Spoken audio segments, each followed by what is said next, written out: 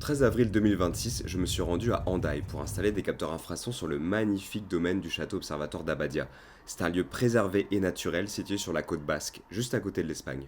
Cette mission est organisée par les équipes du réseau Large Bande Permanente d'Epos France et elle s'inscrit dans le cadre d'une expérimentation d'une durée d'un an. Le but est d'explorer de nouvelles approches en sismologie à l'aide de capteurs infrasons. Ces capteurs vont écouter les bruits ambiants graves qui sont parfois inaudibles par l'oreille humaine. Cela va nous permettre de comprendre certains phénomènes difficiles à étudier simplement avec des sismomètres. Ici, l'un des objectifs va être d'écouter le bruit de l'érosion, principalement à travers le son qu'émettent les chutes de pierre sur la roche et dans l'océan. C'est la raison pour laquelle ces capteurs sont positionnés à proximité de la côte. D'autres domaines vont également être étudiés comme la discrimination entre les séismes naturels et les séismes provoqués par l'homme, l'entrée dans l'atmosphère de météores, les orages, la houle océanique, bref, les applications sont multiples. Mais revenons à nos moutons. À notre arrivée sur place, Hélène, la responsable technique du réseau, nous briefe sur le déroulé de la journée.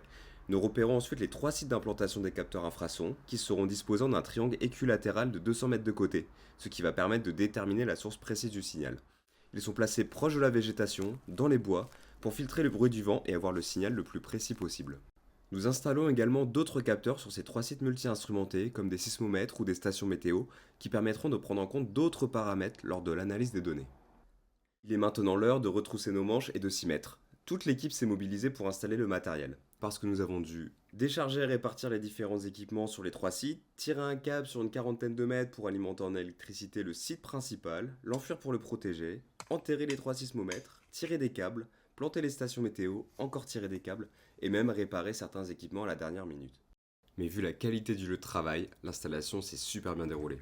Allez, je vous laisse encore un peu admirer la vue. Après une longue journée, la récompense est là. L'ensemble des signaux des capteurs qui apparaissent à l'écran. Preuve que tout fonctionne. Nous sommes revenus le lendemain pour finaliser l'installation et clôturer les sites. Nous en avons profité pour réaliser une maintenance des stations sismiques permanentes de nos réseaux de surveillance situés dans les caves du château observatoire d'Abadia. Une occasion unique de découvrir ce lieu avant de rentrer.